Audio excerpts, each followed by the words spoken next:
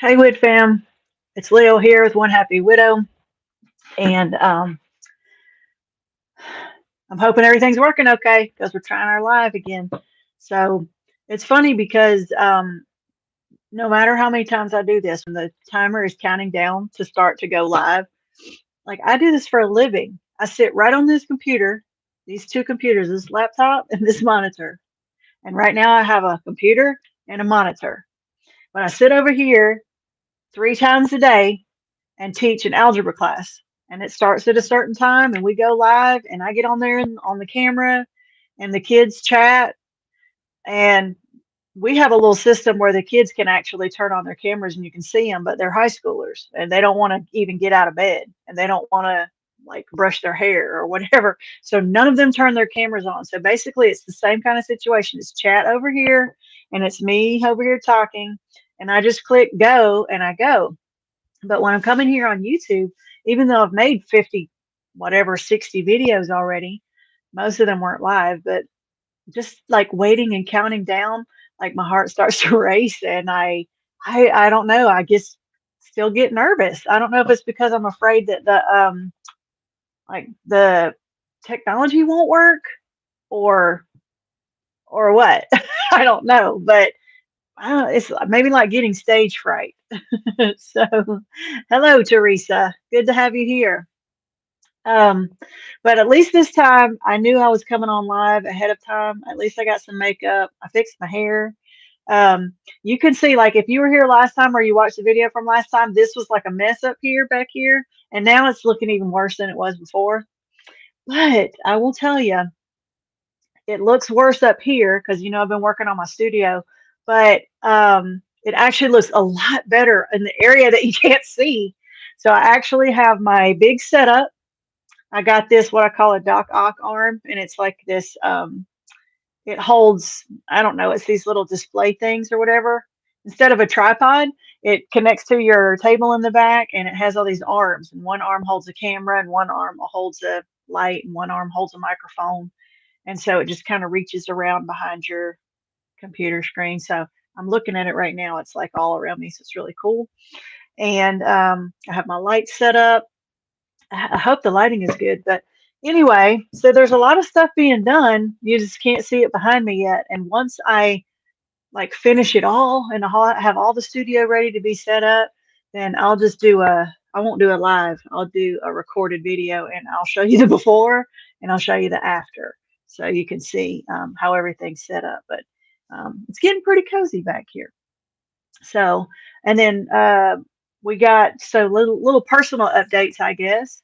My 19-year-old is moving out. She was trying to save up to buy a house, but it's just not going to happen quick enough for her. So she found a little house. It's like a little one bedroom, whatever. It's like a little tiny little hole in the wall kind of a house, but it's just for her and her dog. It's like 5 minutes from her college classes, and so she is going to be moving next week. And I didn't even have to put my name on the lease this time. So she's signing out of her apartment lease that she hasn't even lived in the last 3 months. She just turned in the keys today. If you watched Vlogmas over the December, which I tried to do every day in December, but I didn't really get to do every day. But if you watch the Vlogmas video, there was one where it showed like the cops and they were running after a guy and chasing him and everything. That was her old apartment. Like a man got murdered right in her. She's on the second floor, but like if you go look over her balcony onto the ground, a man died right there. He got murdered, and while she was there that night. And so there was like a big manhunt and they came out and there was like a shootout, and like we got some footage of that stuff and I put it in the in on one of the Vlogmas videos. So anyway, after that night, she did not go back. So we just, we got rid of the lease early, and in order for us to get out of the lease early, we still had to pay 60 more days. So we had to pay 2 more months rent. So we just left her stuff over there for 2 months and just slowly like cleaned it out. So she's turned her keys in and she's been living with us for the last 2 to 3 months. Now she's going to be moving into this little house. And so I was co-signer on the lease on the apartment. don't lecture me, okay? I already hear, oh, that was a mistake. That's the worst thing you could ever do. I know. I'm trying not to be the enabling parent, but when you're a parent of grieving children, you know this. It's harder. It's just harder. Just it's harder to do tough love because even though they need it, like you just feel sorry for them because you figure, life has already given them a crap enough hand. Um, that it's really hard, to like say no. I'm trying though. I'm trying. Um, Jeannie, quilting and listening. Yes. So I'm big into sewing. I tried quilting. I made like a couple of quilts. They were really bad, but I just couldn't get into the quilting. I don't know if it's because it's too exact, because like it has to be really exact or else it'll get, off. And then there's so many steps, and then you got to top stitch, and then like I didn't have the equipment to do that, and I don't know what it was about quilting. I just couldn't get into it, but I love to sew. Love to sew. I just don't sew quilts. I like to sew clothes, and I used to make a bunch of clothes for my kids when they were little. I used to make their we did cloth diapers, so I made all their diapers, and so But I can see how quilting, if it was your thing, could be very therapeutic. So, all right. So anyway, but today we are talking about today's topic. We're talking about secondary loss, and it's something that has been affecting me like ever since Dewey died. But I never knew that it was a thing. Like I never it's something that you don't realize until you read about it or learn about it and you're like, "Oh my gosh, that's me. That's all about me." And but you couldn't really, wrap your brain around it because you couldn't come up with the idea yourself. But once you hear about it and you find out about it, you're like, "Yep, totally all about me." So it's been affecting me. I'm 4.5 years out or so, and probably a little bit more than that. And um sometimes wondered why, even though I feel like I don't, you never get over the death of your person. So I don't want to say I felt like I'm over him. That's not the case, but I felt like emotionally, I had my grieving process for him, like the loss of him as my person, is about as complete as it's going to be. Like the process that's going to happen has run its course, and now it's just like it's like when you go on a diet. Like I've reached my weight, my goal weight, but now I'm on maintenance. Like I've reached my grief, you know, goal or whatever, and now I'm like on goal maintenance, on grief maintenance or whatever. But so like I don't think I'm going to be doing a whole lot of changing as far as the grief of losing him as a person. How much healing I've done is how much I'm going to do. And so I'm pretty much like I'm on that maintenance level. But so I kept getting confused about why was I still getting hit with like all these other things that I can't say they're directly related to losing him as a person, because it wasn't directly related to like direct grief, but it still was like my life was still being turned upside down in different ways, even though I've remarried, and 4.5 years have gone by, and I've moved, and I've changed jobs, and I've done all these things. I'm like, why am I still getting hit with these issues? And then once I started hearing about and reading about this thing called secondary loss, and as I was researching for this video, I was like, wow, this is totally what the issue is. um, and so anyway, I'm going to talk about it today. I'm going to talk about like the definition of what it is, how it affects people, how it has affected me, and then you can probably see if you are widowed, which if you're watching this video, you probably are either widowed or you know somebody who's widowed. You're probably going to relate to a lot of this stuff. Whether you're in fresh grief, whether you're in kind of like a transitional grief, or whether you're kind of like on the, that maintenance grief that we talked about, this stuff is going to affect you. I mean, this stuff is going to speak to you probably. Um, so let's see. Terry says it's so true. It is hard grieving still. It always is. It's it just transitions into like a different form of grief. It's like fresh grief is all painful and like it's raw, and there's it hits you a certain way, and then that transitional grief that we've talked about, where you're in like the valley of grief, where you're kind of getting a hold of like this new life, and you're figuring out logistics of everything, but you're trying to heal your heart and trying to figure out how to live, in this new life. And then you've got that grief where you're just like wherever you're going to be is where you are, and then you figure out how to live the rest of your life with that amount of grief. And but it's all hard. It's different. Virginia says hello from California, planning to relocate to Portugal later this year or early next. Um, you present yourself very well as naturally down to earth person. Thank you, Virginia. That's really nice for you to say. Like I said, I guess because my job, I do this. I teach online school, so I guess I'm on the camera daily. And so even though I do get nervous at the beginning, eventually once I get started, I kind of level out a little bit. Um, but okay, so Virginia has close friends that are recently widowed. So I wish more people would watch some of these videos that know widowed people, because non-widowed people need to learn how to support widowed people. And it's such an elephant in the room, and it's really hard to know what to say when you haven't been through it. You know,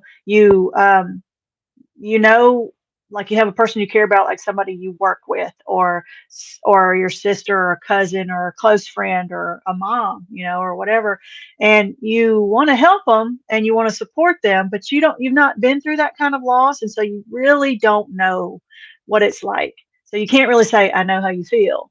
I know what it's like. I've been there before. You can't say those things. And then you start thinking, well, what can I say? And unfortunately, a lot of times people who have not lost a spouse or a close loved one, since they don't know what to say and they're so desperate to make us feel better, they end up saying stupid stuff because they just can't think of anything else. And so they'll say these dumb things, and they don't mean to be mean. It's better to say nothing, to be honest. It's just better to say, I'm here for you. I'll sit next to you while you cry. Like, just the presence of a person is better for our healing than to try to say things to make it better. Because guess what? You can't make it better. No one can make it better. So trying to say something to make you feel better, there's nothing out there that's going to work.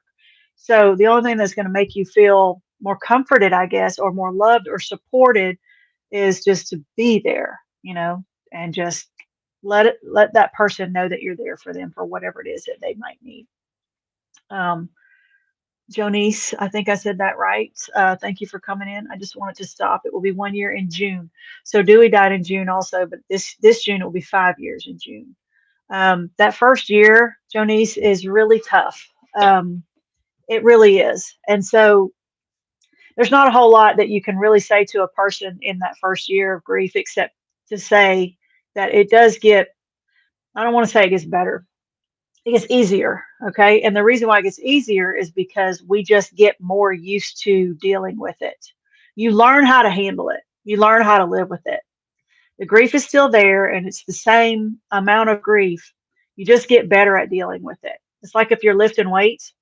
When you first start trying to lift a heavy weight and you can't hardly lift it because your muscles aren't very strong, and you're like, you can't do it, but you work out and you work out. Well, that weight always stays the same. The weight of the barbells that you're picking up, it doesn't get any lighter. But as you get stronger, it gets easier for you to pick it up, even though it weighs the same, because you just get better at it. And so grief is kind of like that. You practice it every day by living it and figuring out what works and what doesn't. And you try different stuff. And sometimes you try things and you're like, okay, that made me feel a little better. I think I'll do that again. And you try something else, you're like, that did not make me feel better at all. I'm not doing that anymore. And the only way we can figure those things out is by just trying stuff. And the best thing that you can do is just get up, put one foot in front of the other, and do your thing. Like, live your life.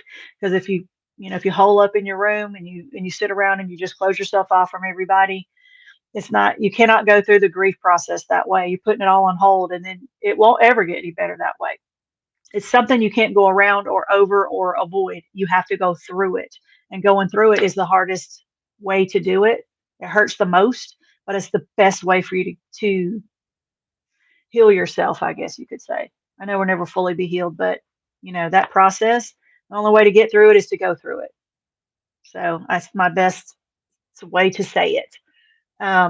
Jan says my therapist had never heard of this, so that's one reason he doesn't really get the extent of grief. hasn't heard of secondary loss or just hasn't heard of, I'm sure they've heard of grief in general. To me, it's hard when when you go see a therapist because I went to a therapist one time, one time. First of all, you have to buy into knowing or allowing it to work. Like you have to believe that it could work. And that's hard for me because I'm a grown up. And so I'm like, I don't know how some young person is going to come in and tell me something I don't already know.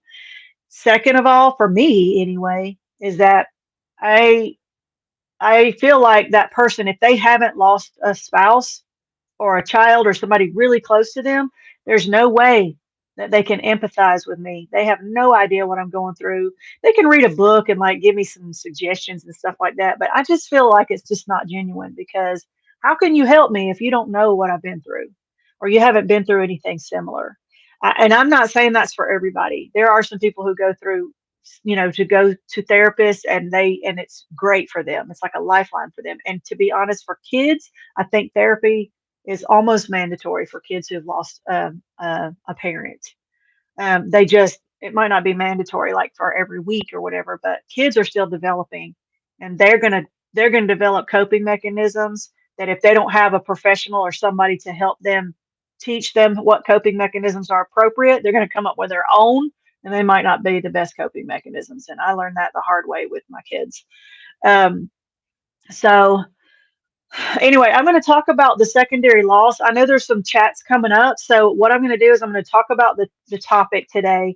And then when I get to the end of the topic, then I will go back and I will read through the chats and see if there's any questions or comments. But since it's just me, if I try to go back to the chats and read and then talk, it gets me off the subject at hand and then I kind of lose my place and then it starts being all over the place. So I'm not ignoring the chats at this point, but I will say that um, I'm going to focus on the topic and then we'll go through the chats and anything you want to say, even if you said it, if I missed it, you can put it back up again or if you have questions or comments. Okay.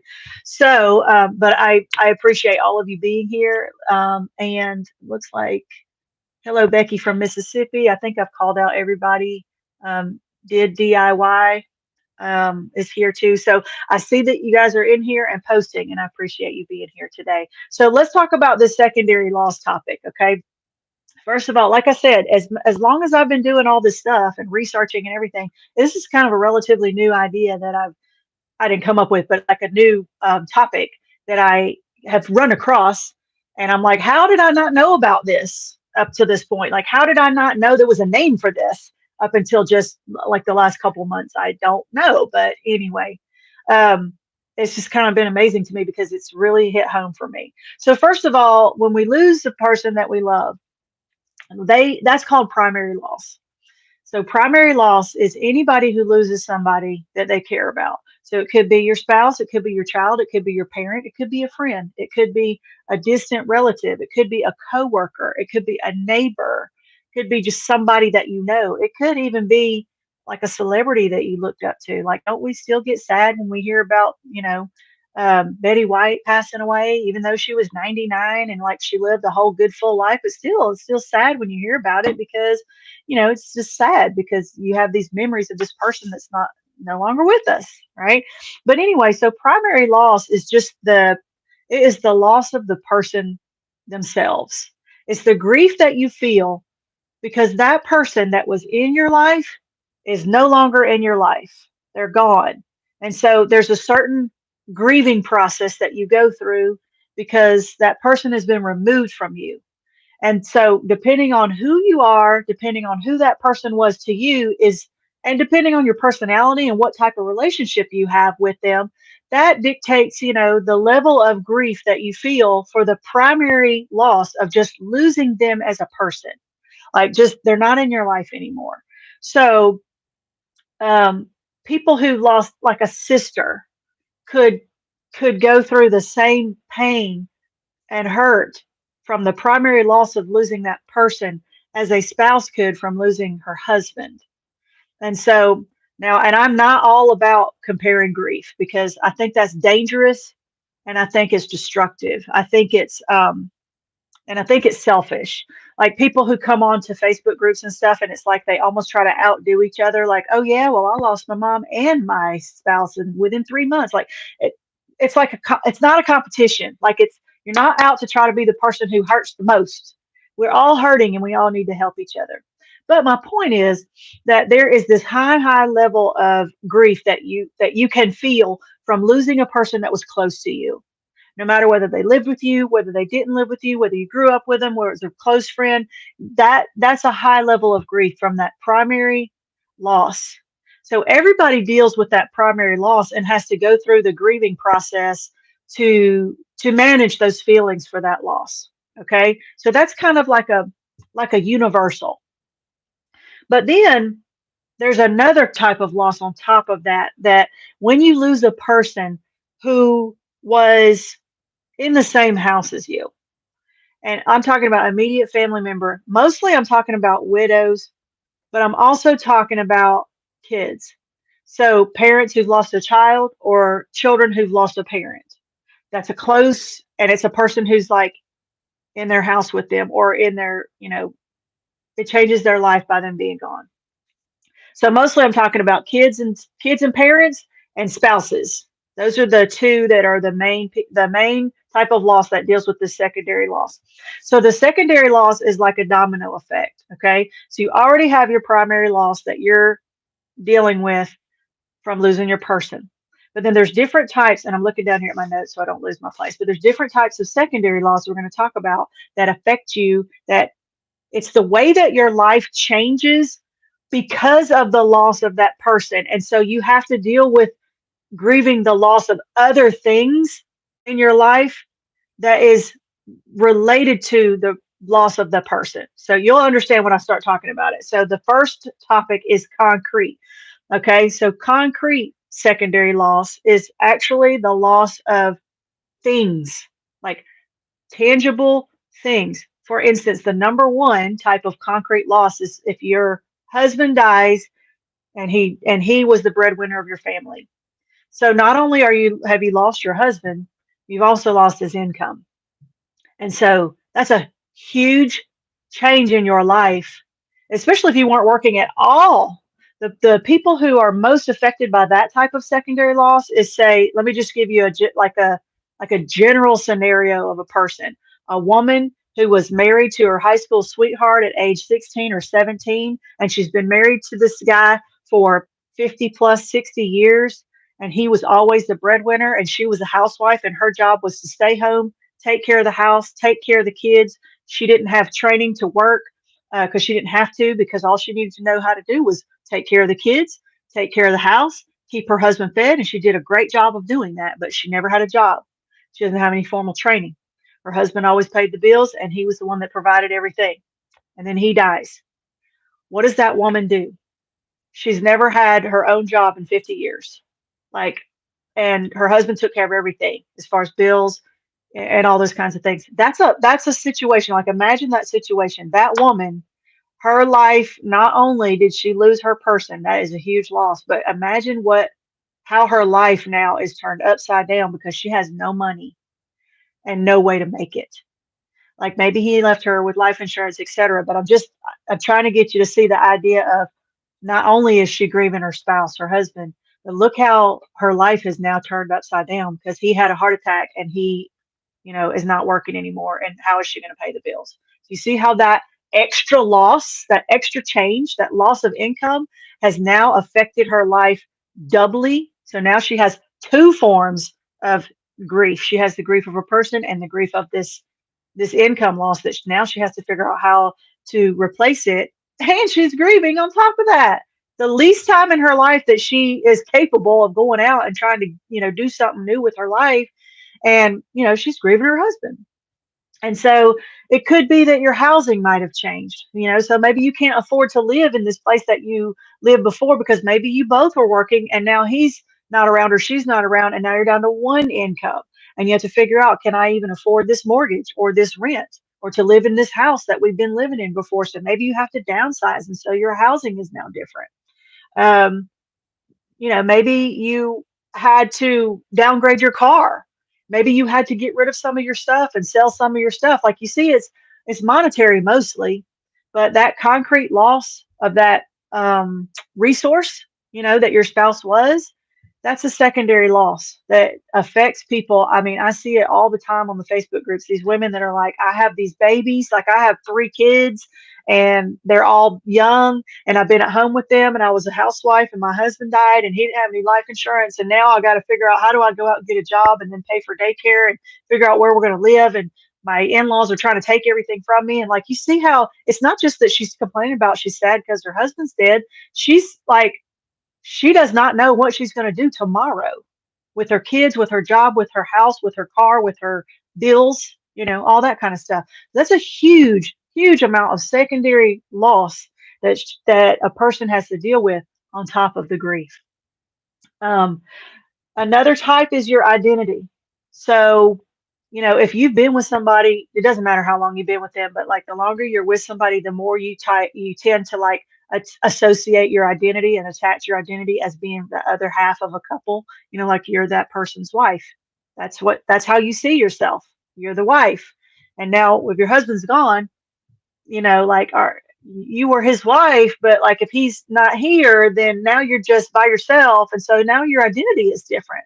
So now you have to start thinking about not who am I for him, but just who am I?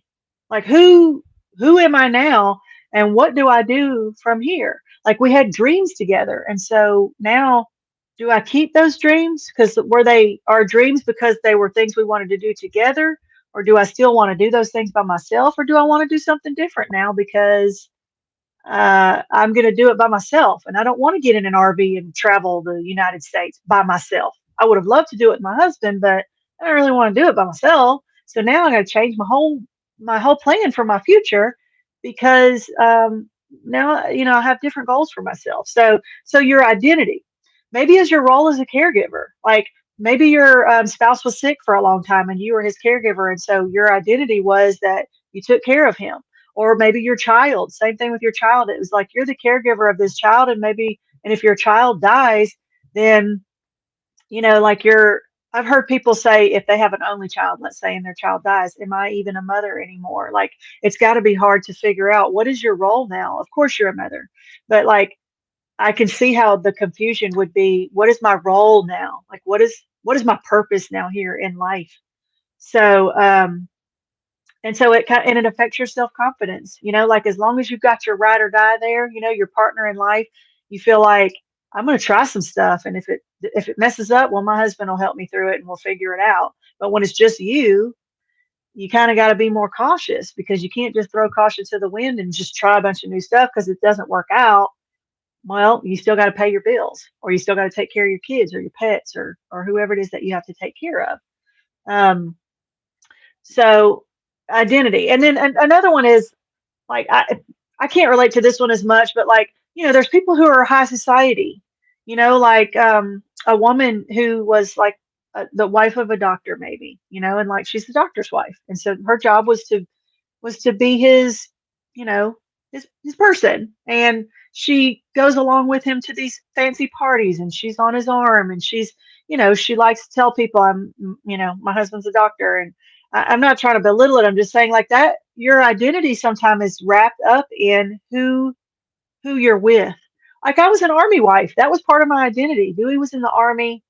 I was an army wife. That's a thing, like that's an identity, being an army wife. There's a lot of things that go along to being an army wife that you sacrifice a lot.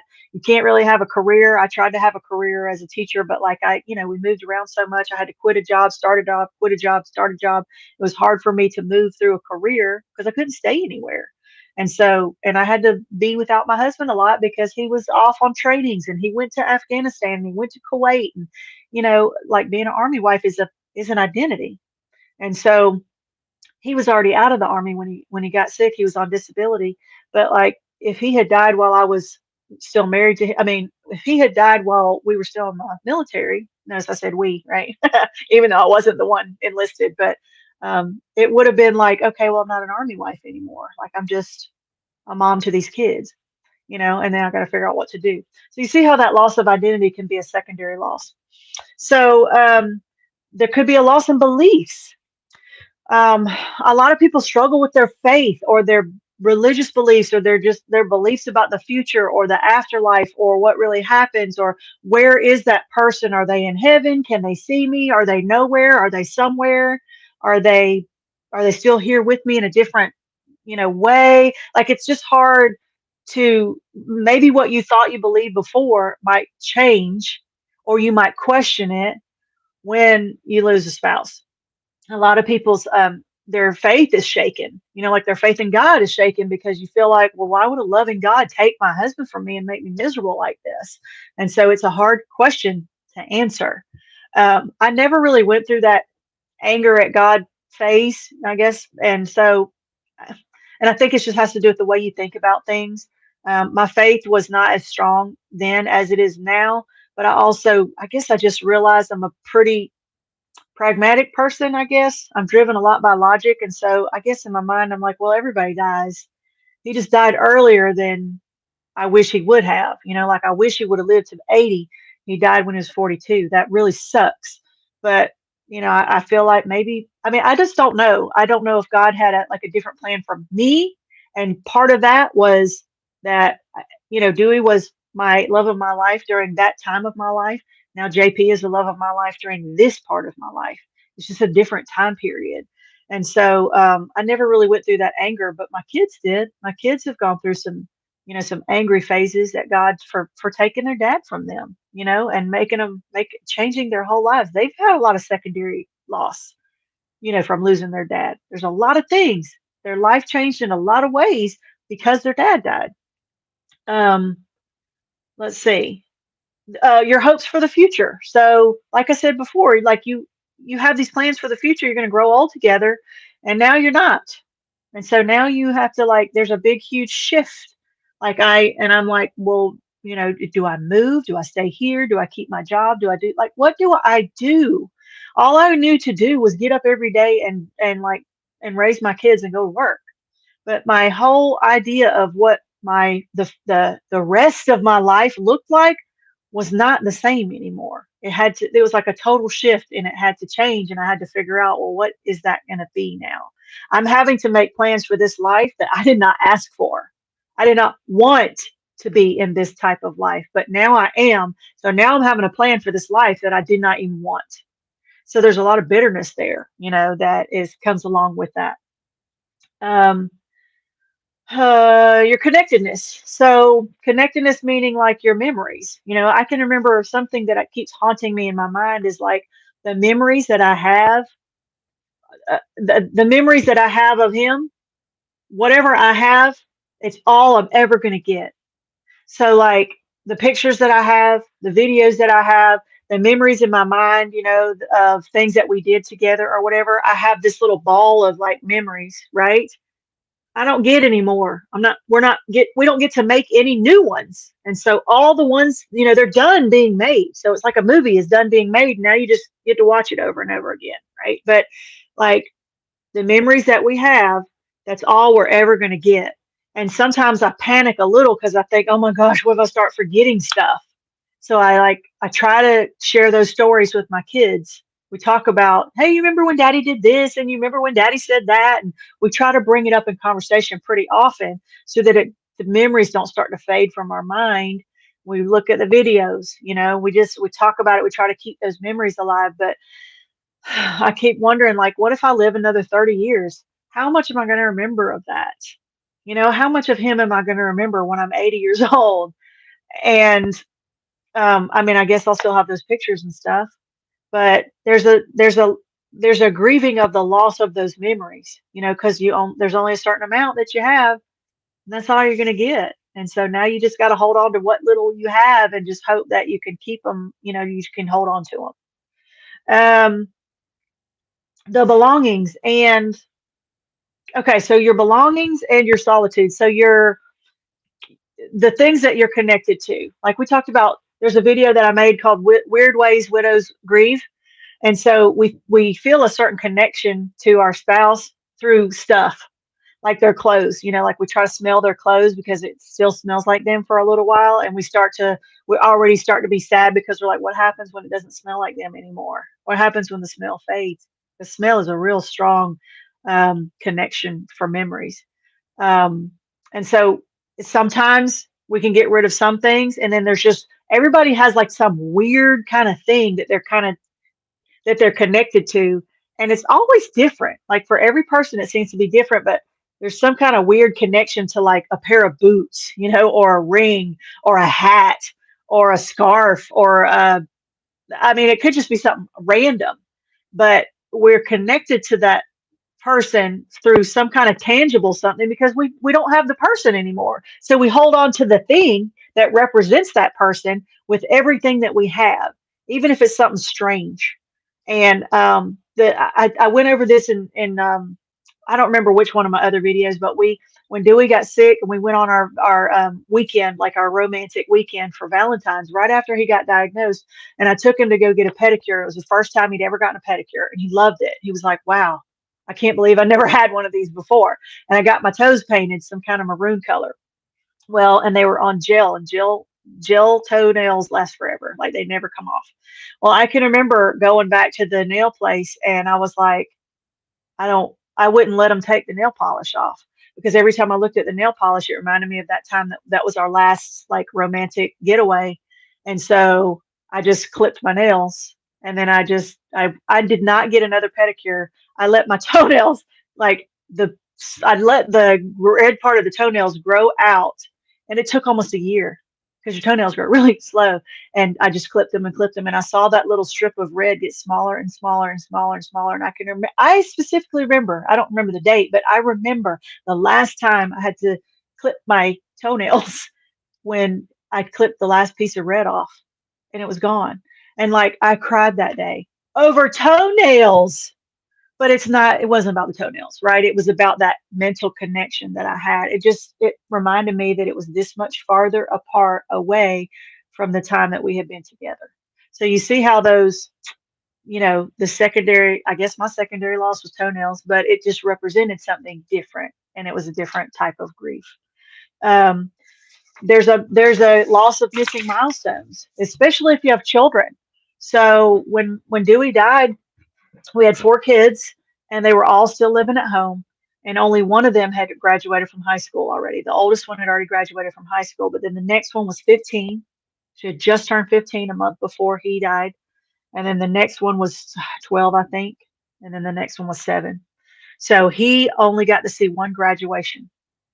Well, he got to see no weddings. We've only had one wedding since then, but he missed that. We've had one birth of one grandchild, and he missed that. And everything else that's going to happen for the rest of our lives, he's going to miss. He's going to miss every wedding. He's going to miss every milestone. He's going to miss every graduation, every college, every new job, every grandchild, every recital, every basketball game, everything. He's going to miss all of it. So the loss of knowing that he's not going to be there for that, I feel the loss. The kids feel the loss.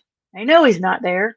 The first basketball game that my second daughter played, because he was a referee, he was a basketball referee, and he refereed her games sometimes. And so the first basketball game that she played, it was in her 10th grade year, where that after he died, I took his jersey. He had a jersey that he would wear that was in the school colors, and it was both of their numbers. He had the 33, and she had the 33, and I had a white one that was 33. He had a green one. But anyway, the first basketball game that we went to, I took the green shirt that he would have worn to see that game, and I laid it over the chair, and it was just sitting there. It's a shirt. I had the white shirt on, and the green shirt was there. And I don't even remember the game. I cried the whole time because I'm like, wow, this is the start of a new basketball season, and he's not going to be here to see it. So the loss of that milestone of knowing he's not going to see him grow up, he's not going to see him do all those things anymore.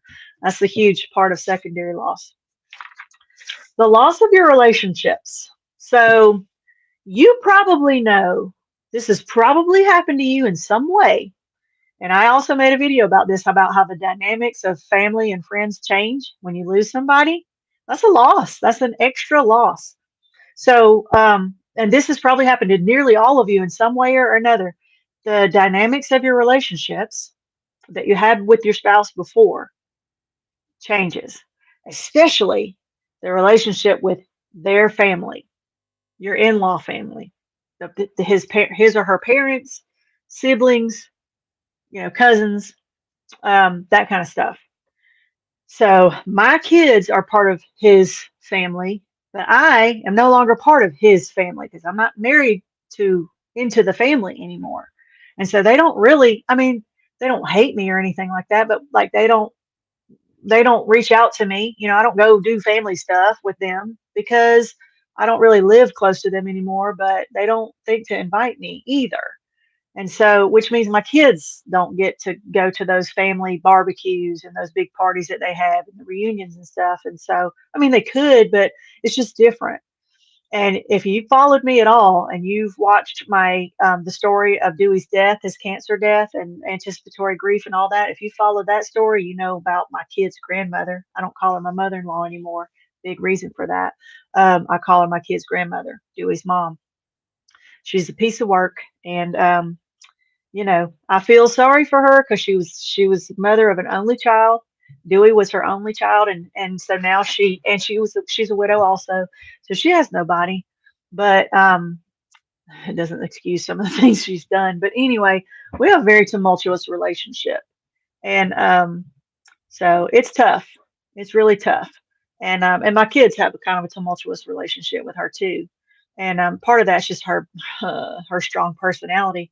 But the point is that even if you had friends, like maybe you and your spouse were friends with another couple, and y'all did stuff together. Well, now if you're just your person yourself and your spouse has died, how do you fit in with that other couple? You're just going to be like a third wheel somewhere and just go out and do stuff with the other couple? Like, I mean, you could, but it's just weird, right? And so, or maybe you weren't friends with all the single people at your work because you were married, but now you're not married and your spouse has died, and maybe you want to try to connect with the single people at your work, and they're like, "Oh, now she wants to be our friend." Like, it's weird. So the dynamics of your relationships pretty much between everybody is it has changed. And it's changed because they died, and so that is a secondary loss, if that makes sense. And it's really hard because you have to figure out, where do you fit in? Where, especially if you're younger. And I don't mean like 20. I mean like I I don't know how to say this to make it without hurting people's feelings, but like when there's a 75-year-old woman who's a widow, it's not that you don't feel sorry for her. You expect people at certain ages to be widowed. Like there's only two ways for marriage to end, right? I mean, besides annulment, but like there's really only two ways for marriage to end: divorce and death. So if you have lost your spouse, guess what? Losing your spouse to death means you had a successful marriage, because your marriage did not end in divorce. Your marriage ended with the end of your promises and your vows you made to one another. So, there's lots of older widows and widowers out there, because you figure if people are married, if they don't ever get divorced and they get old enough, one of them's going to die. And so you're like, okay, this, like the old widow is like a stereotypical character, in cartoons and movies and stuff like that.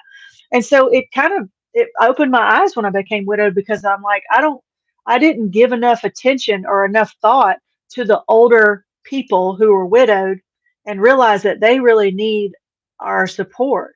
Because you're almost like, oh, well, I mean, she's 80. So, of course, she's a widow. It's like, that's no surprise.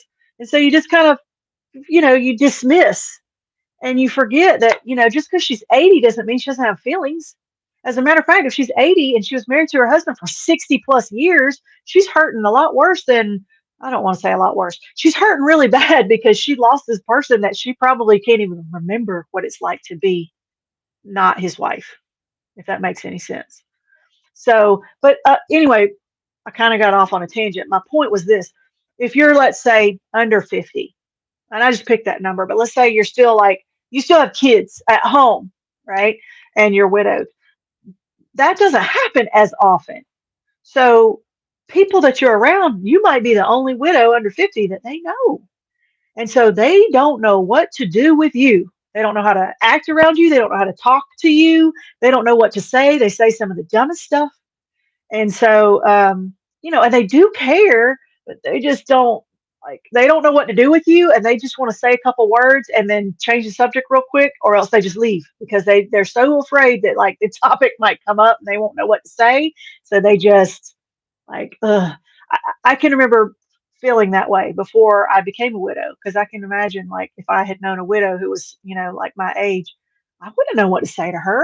What am I going to say? Make her feel better? Do I mention her husband? Do I ask about him, or do I just ignore it? Or like, what if I make her? What if I trigger her? Like all these thoughts go through your head, and so I wouldn't have known how to act around somebody like that. So we're just like this misplaced, misfit person out here because we don't really fit in anywhere. We don't really fit in with the single people as much. We don't really fit in with the married people as much. We don't fit in with the majority of the widowed people who are a lot older than we are. So like we just wander around, in this limbo state, figuring out where do I belong? Like what is my identity now? So there's another loss, secondary loss of your standard of living. And so your standard of living kind of goes along with, your loss of income or your loss of your housing situation. But, like maybe you had the opportunity to do things that, like I was able to do stuff before where I could not work all the time and I could try to do little side businesses, or I could do my fabric business, or I could work if we wanted extra money, or I could stay home. I was able to stay home when the kids were babies because I did not want to send them to daycare before they were old enough to tell me what was going on. And so I had that, I had that option. I had that comfort. When he's not around, I did not have that choice anymore. When he died, I had all four of the kids at home still. And so, and he did have life insurance. Thank God he had life insurance. So that was a big help. But it's not like I was able to quit my job and sit around and just raise the kids. It was not enough for me to support us forever. So I still had to work. And so now I'm having to work full time, and I'm having to be both parents when I only had to be one parent before, and I had to put my kids in school when they were at home because school was not really great for them, and so they were homeschooled. Well, they had to go to school because Dewey was their homeschool dad. He was the one that kept them on their lessons and stuff. They were too young to stay home by themselves, so there was a lot of changes that went on when he died. That wasn't just because he died. Like my job was the same, but my role as a parent changed a lot. I couldn't be the one. It was good cop, bad cop between us. He was the strict disciplinarian, and I was the one who patted him on the back when they cried to me about daddy being so mean. Daddy was mean to me. Oh, come on, baby, come on. Like I couldn't do that anymore. I had to be the mean one, and they didn't like it at all. And I also had to work full time, and I also had to make sure that all the bills were paid. Like, and I also had to make sure that when the car needed to be fixed, who's going to arrange to fix that? Like take the car to the shop. Who's going to take them to the dentist and the doctor and all the other stuff? Like I was the one person taking care of four kids, working a full-time job, doing everything. And that was a huge, and I'm grieving on top of that. So the one time in my life that I'm least able to do all that stuff, and I was having to do all that stuff. And I'm bitter because I did not want to be doing all that stuff by myself. So you see how the secondary, hey, you got somebody's been working. We got one happy widower just came into the door here. Look. he's been working. Look at him. He's been building a chicken coop all day. Did you get done with it? Yeah, you want to say hello? We have 70 people online right now. This is Mr. JP. So in case you might have seen pictures, you might have seen little clips of videos before, but I guess he came in to say hello. Wonderful lady. All right, I'm done working. You done working? All right. Headed upstairs to relax. Awesome. Well, I'm about to come join you when I get done talking to all these nice people. Goodbye, everybody. Nice meeting you. He said goodbye. Nice to meet you. They said hello. Oh, that was like a nice little cameo surprise there. I gotta figure out where I was talking about. Oh, I was talking about being by myself and doing everything by myself. But I'm not in that situation now. So now everything's not great and hunky dory because being remarried, there's a lot of things that I don't have to worry about doing now. Like with all the things I was talking about financially, I have those choices now, whether I can work or not work and things like that. But I'm still raising my kids. He is a stepdad and he tries to do his best, but it's still not the same. So I mean, we still have struggles. He's also, I don't know how much you guys know or if you're new here or whatever, but JP is widowed also. And so, he deals with a lot of the same kind of feelings and grief and loss, that we do. So, he lost his wife back in 2019. So he's in even closer, he's even like closer out. The anniversary of her death actually is coming up in about 2 months, and that'll be 3 years for them. So, um, anyway, so your standard of living is at risk as a secondary loss when you lose your spouse.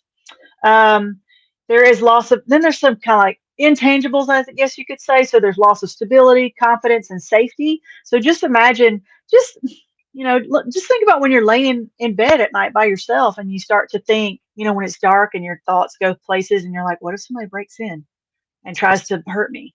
When you have your husband laying there next to you and you feel safe because you're like, well, he'll take care of it.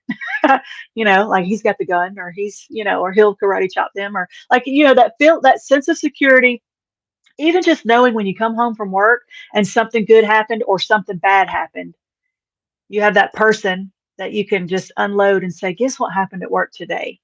And you have somebody there to listen and that person's not there anymore. And so now who are you going to talk to? Who are you going to tell about your day? Who are you going to gripe to? Who's, you know, who's, you don't have to put the toilet lid down anymore because it's nobody's leaving it up. Maybe your son is. All right. So it's just like it's a whole shift in being, having somebody there, like you're their number one, right? You're their number one person in their life. And so, just knowing that you have somebody who's got your back, that partner in life, and now you're by yourself. And so, just knowing that everything's on you, that's hard. That was a hard transition for me. I did not like it at all. Um, and then there's your loss of support. So, when you have lost the person that you care about, that's the time that you are probably the day that they died was probably the saddest day of your life, right? So, if any other time happened and you were going through the saddest day of your life, the person you would want to be there for you to support you would be your spouse. But guess what?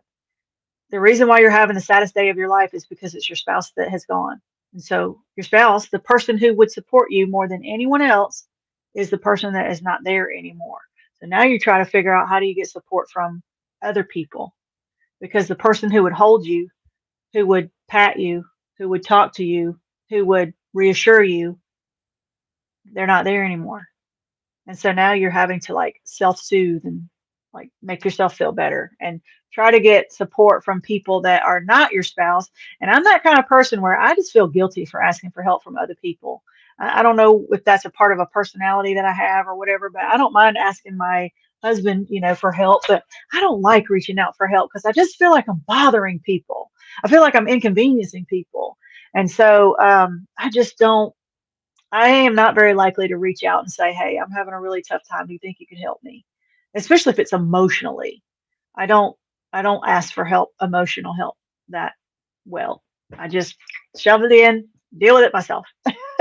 And then there's the two other types that I wanted to talk about is loss of traditions. And so I know we've talked a lot about that kind of stuff. So loss of traditions like birthdays and holidays, Christmas, Thanksgiving, milestones, other religious holidays that you might have celebrated. Like think about those things that come along once a year that you always do your family traditions, like you always go to somebody's house or you always cook a certain way or you always have certain people over. A lot of times those traditions change. Or a lot of times we have that, it's a lot of anxiety because it's coming up and you think, well, what do I do? Do I keep the tradition? Like, do I do the same thing that we would have done just without them? Or do we make new traditions so that we can not be sad all the time and be triggered by the old ones? Like it's a tough, like it's hard to figure out. Most of the time I think what we do is we do like a mishmash. We create some new traditions so that we can create some new happy memories, but we hold on to some of the things that we did before just for the sake of the memories. You don't want to throw the whole thing away, all the traditions away, but but if you did it exactly the same and didn't change anything, it would be pretty sad because it would be very evident that that person was not there. It's like leaving a hole in that tradition. So, like if your husband was the one who dressed up like Santa, well, if he's not there, are you going to have somebody else dress up like Santa? Or are you just going to switch and do, that's just a little example. But so the traditions, it's just really hard to figure out like what, especially if you have kids that are still at home, like what are you going to do now? And then the last one is just your loss of your former self.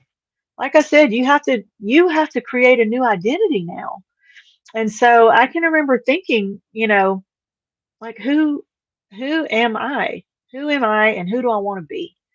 Um, and I felt like for a little while I just became the widow. And I did not like that identity. Like I am a widow and I embrace it now, but that's not my whole identity. Like I'm not this widow that does these blah blah blah things. I'm this person who does these things who also is widowed. Okay, so that's the difference. Like my central focus is not my widowed status with everything else around me. It's just the widowed is one of the many things that like one of the many hats that I wear, I guess you could say. And so just like when I first started this channel, I talked about one happy widow. I knew it would be kind of a weird, people would stop and be like, one happy widow, what kind of a name is that? But the reason why I chose it was to make people stop and think, and to also, make people realize that I can be a widow and I can be a happy person who has sad days, not a sad person who maybe has hopes for some happy days. And that's the way I try to live my life. I try to be a happy person that has sad days. And I have a lot of them. And sometimes I just have a sad part of a day. But that's what I that's what I strive to do, and I strive to help other people do that. And I mean, it's hard. And so the whole reason, so that's really the end of my talk about secondary loss. But the whole reason why I wanted to talk about it is because I think it was a revelation to me as I was researching this to realize that the things that make me struggle the most these days are the secondary loss. And the secondary losses are what kind of set us apart from, people who've lost others who, like, let's say I lost my sister. I'm not going to belittle that because the pain of losing her would be horrible. Like the same or worse as the heartfelt feelings that I had when Dewey died. But when I will deal with her grief as a primary loss, but I will come back to my house and my house will be the same. My job will be the same. My kids will be the same. My husband will be the same. My finances will be the same. You see how my daily life will not be upended? It will stay the same. There's some stability in that. I will deal with my primary loss of losing her, but the rest of my life is, business as usual. So it can go on. And so that's the biggest difference between somebody who loses somebody to primary loss, whose life pretty much stays the same, and us, who's not only do we deal with the primary loss, but we also deal with our whole take your house, turn it upside down, and shake it up really hard and set it down on its roof, and then figure out how to live in it. Like, is that a good analogy for how literally your life gets turned upside down? And so that's the biggest difference. I think that's what's been hard for me because I keep saying raising grieving children is the hardest part of grieving that I have dealt with. And it has not gotten any easier in the 4.5 years. My kids are still struggling really hard, and it's still really hard on me. And now I'm a step parent of some grieving children who are grown.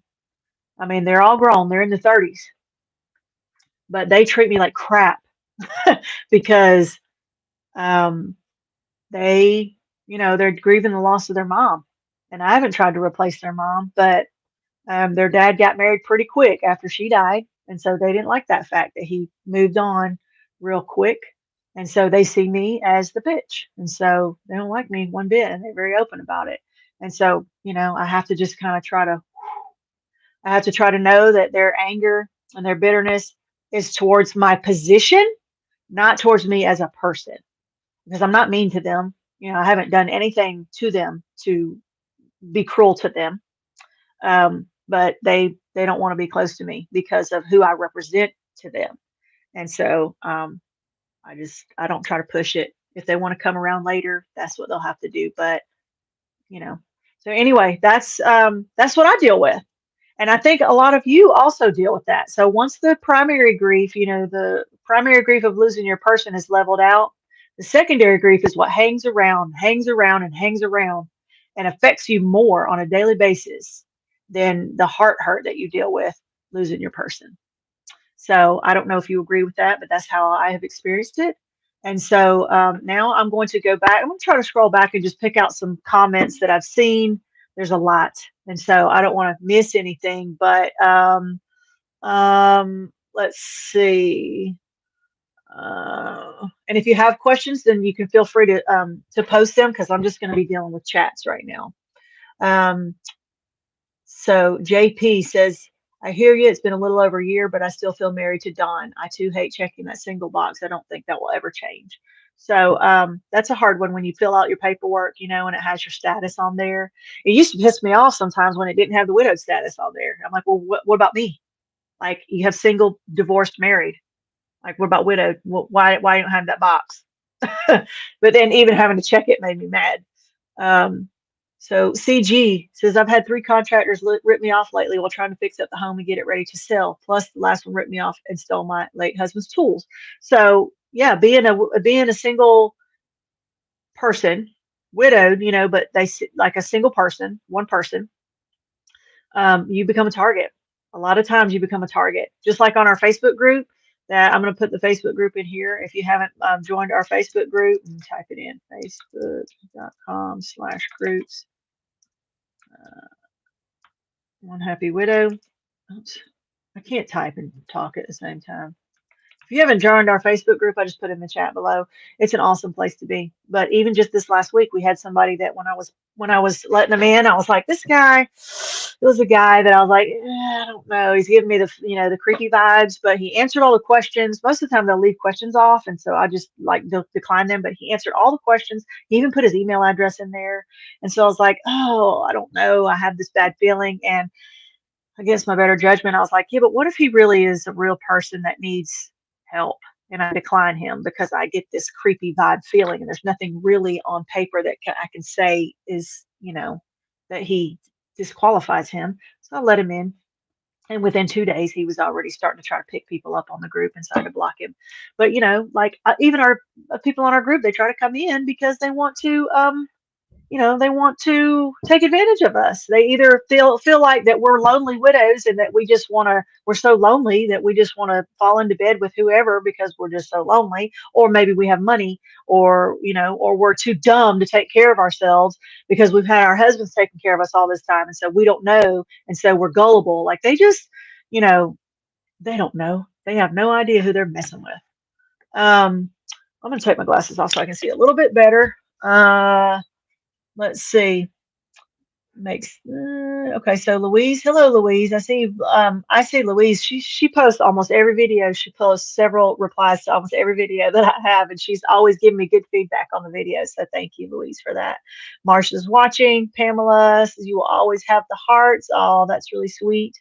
Let's see. It's happened. Yeah, I think that they were talking about it's happened. Like, yeah, the changes in the family dynamics. Pamela says, I don't hear from my family, so it's like I'm invisible now. Unfortunately, I think that's all too common. Like, I think it happens to so many of us, and it's really sad. But I don't know how to fix that. So let's see. My husband's Satia, I think it says Satia or Satia. My husband was diagnosed with stage 4 pancreatic cancer in December 2021. He is still here with us. However, he is depressed and in pain. Our youngest is only 9 with autism, and I feel so alone. So, Satia, my husband was also, I don't know how much of my story that you know, but my husband was diagnosed with stage 4 cancer also in 2017. And it was not pancreatic, but it was something that was terminal. It was 99% terminal. So we were already like preparing as soon as we got the diagnosis, and he lived for 4 months, and our youngest was 7 when he died. And I also have a son who is on the spectrum. He has autism. So I have some things in common with you, Sasha, and Um, as far as my son goes, it's just been tough on him because he's got, first of all, he's 12 and he was homeschooled almost his whole life. And so he had to go start middle school in eighth grade, like right after his dad died. And that was tough for him. On top of that, he has issues with grieving. Like he has issues processing his emotions the same way that neurotypical people would. And so he struggles, because he doesn't express his feelings the same, like in a what you would call a normal way. And so it's been hard. It's been really hard, and it's hard for me to recognize because I can't recognize his feelings because he doesn't he feels them, he doesn't express them the same way that everybody else does. So I can't tell what he's feeling on the inside. And so when he finally expresses them, they come out in explosive ways because he holds them in for so long. And so it'll come out of nowhere. And I'm like, where did this come from? And it's been building up, but I don't recognize the signs of it because he's masking, right? He's just covering it all up. Um, so, but Sasha, we will pray for your husband. And I know that especially with cancer, the pain management is really tough. Do we had a hard time managing his pain. Like that's all I can remember him talking about from the time he got diagnosed was I'm hurting, I'm hurting, I'm hurting. Can you tell I need more medicine? I need more medicine. Please give me more medicine. And I'm like, oh my God, how much more medicine they give him without killing him? And staying on top of the pain was a struggle. It was really hard. Um, but I feel blessed that we had advance notice. It was hard to go through, but we had the opportunity to say the things we wanted to say. He had the opportunity to make notebooks for the kids and write down some letters to them, for like different milestones coming up in the future and tell them some things that he wanted to tell them that they can hold on to and keep. We got to take that last family vacation. So we got to do some things knowing that it was the last time it was going to happen, meaning it was bittersweet, but at least we had those memories that we were able to make. And because a lot of times I think when there's a sudden death, people come back and they're like, wow, if I had only known that was the last time it was his last birthday, or if I had only known that was our last family vacation, maybe I would have appreciated it more or something like that. So, just try to say all the things and try to do as much as you can while you still can, and just collect as many of those memories as you can collect while you're still able to make some. Uh, let's see. After being widowed Katie says, after being widowed at 54, the concept that anyone in a long, loving relationship is going to either be the one who passes or worse, the one left behind.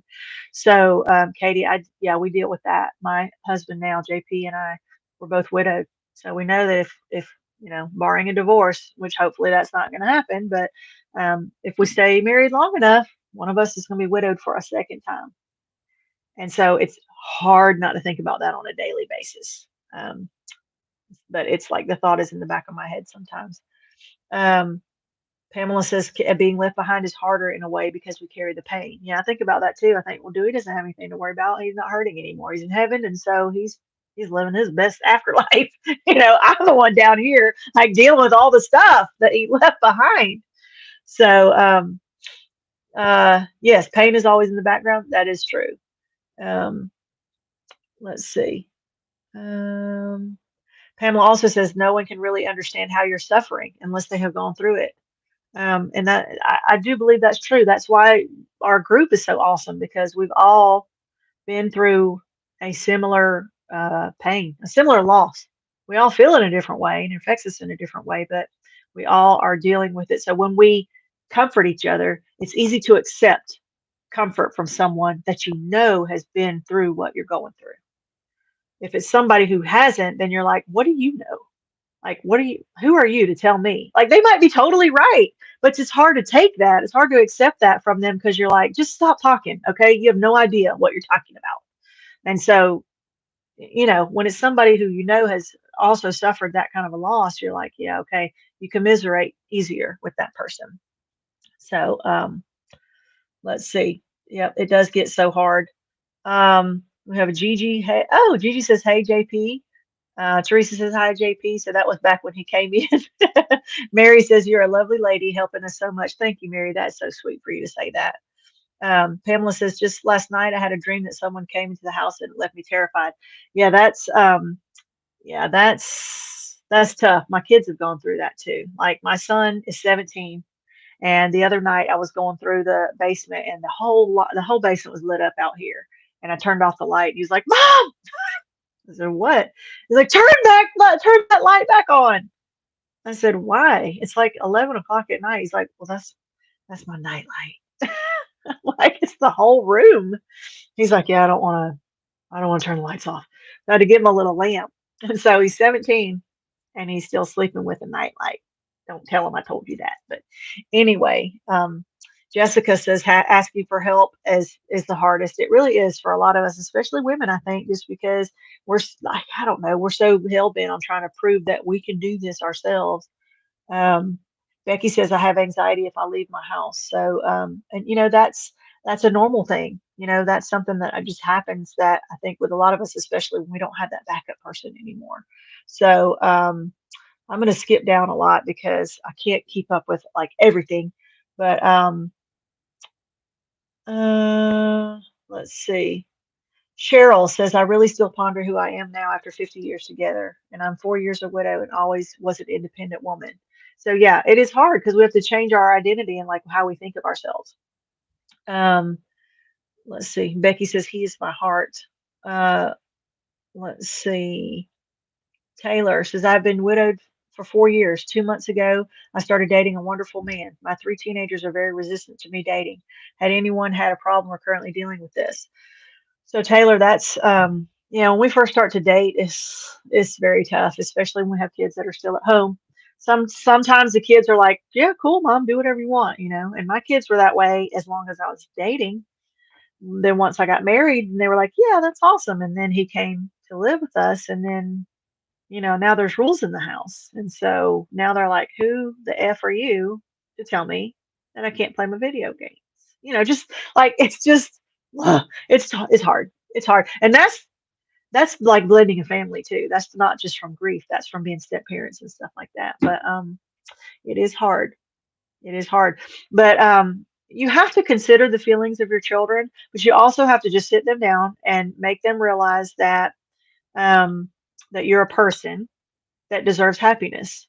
You've had enough pain and enough sadness, and this other person that you're spending time with makes you feel happy. And don't you think mom deserves, to feel happy sometimes? And that's what this person does for me. And so and hopefully they will try to understand that and not, because it's hard when they're grieving. And kids are selfish, and I don't mean that in a selfish like I don't mean that in an insulting way. I'm saying their brains are not developed the same way as an adult. And children, their brains are hardwired to be self-centered, think about themselves and not think about others. Thinking about others is a skill that they have to learn as they become adults. So depending on how old they are, and a lot of times their maturity level gets stumped whenever they lose a parent because of that traumatic event. And so they may not be as mature as another kid their age because they're dealing with this trauma. So it's all complicated grief for sure. Um, Jonice says my car needs work, but I'm hesitant to take it to be fixed for fear of being ripped off. So I would just maybe I don't know if you go to church or you know anybody who does or whatever, but just maybe or go on your local Facebook group and just ask if anybody has recommendations for a reputable mechanic that won't rip you off, and maybe just word of mouth. See if you can get some people to suggest someone for you. We go to the same places all the time, and I have found there's a Jiffy Lube that's close by to me that they've always did my car when I was single, and they never ripped me off, and they're really nice. So I always took them to them. And now we go to a place that's in town here that's a Christian-based business, and they're very open about being a Christian-based business, and so I feel safe because I feel like not to say that Christians can't rip you off too. I know it's possible, but like at least that's one stumbling block that may be less likely to happen. I don't know. My Meemaw says hi from San Diego.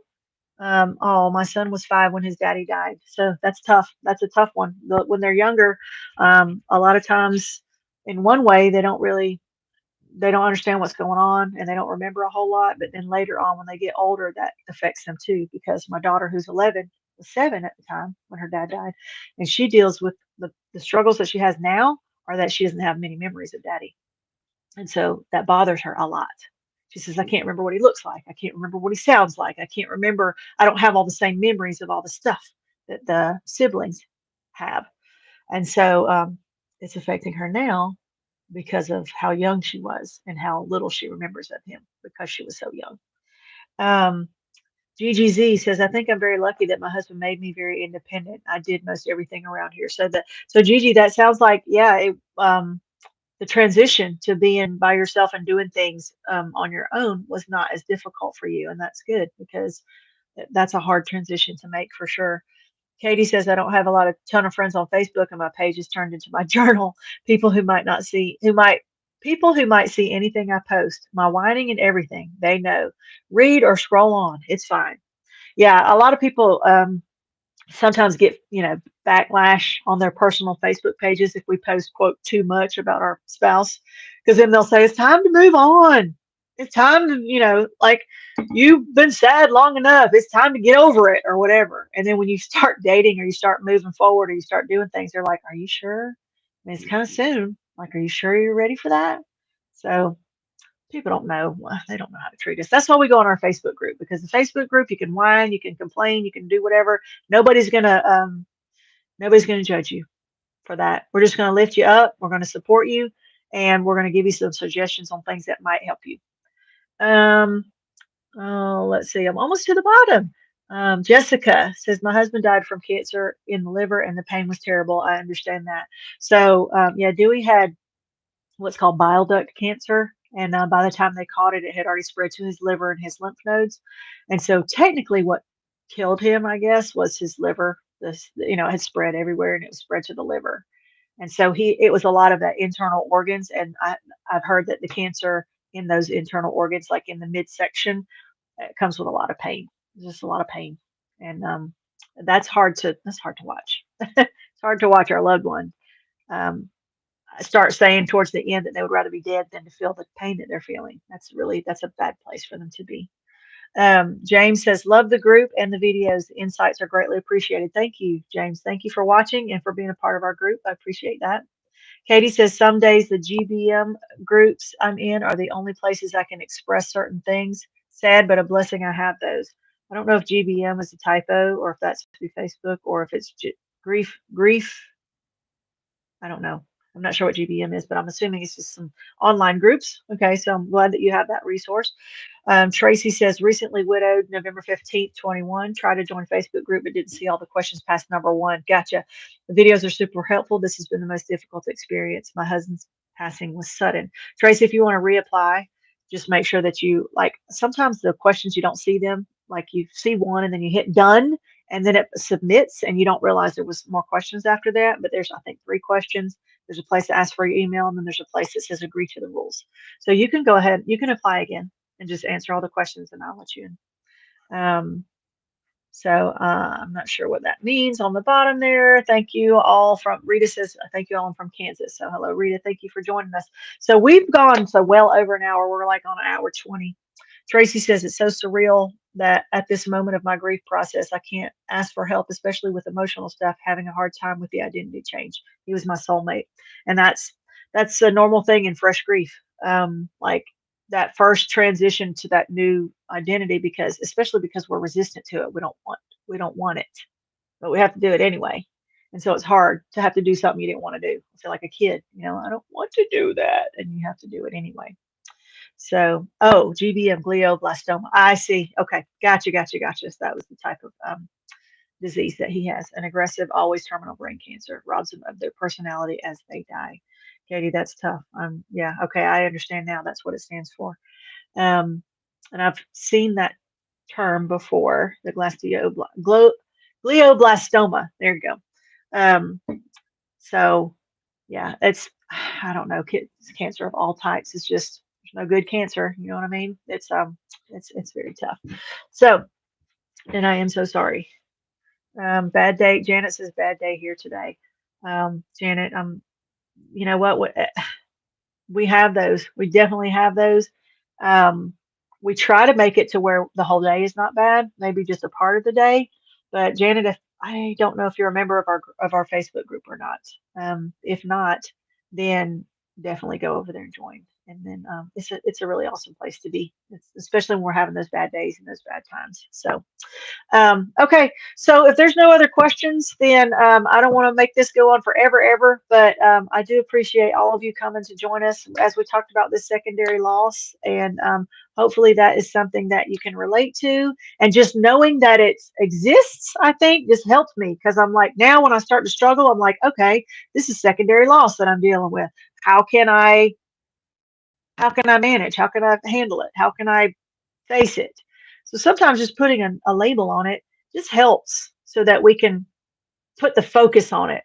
It's almost like giving the enemy a name or something, and then you get a little bit more control over it, knowing that that's what it is. And so, anyway, so that's about all I have to say for today. Remember, oh, if you want those grief journals, I have about a template with about 5 different grief journal pages that is free for you that you can download and write on. And I'm going to put that in, it's onehappywidow.com/journal. So you can go there and you can download the journals, the journal templates for free. And it's like you can just pick the type that you like the best. I did a couple of different little templates or whatever. And so that's my gift to you, that to go ahead and start journaling because I think it would be very helpful. And the next weekend, we're going to be talking about the course. So I'll have some other useful tips for you, and I'm going to onehappywidow.com. I'm going to be re-releasing the course.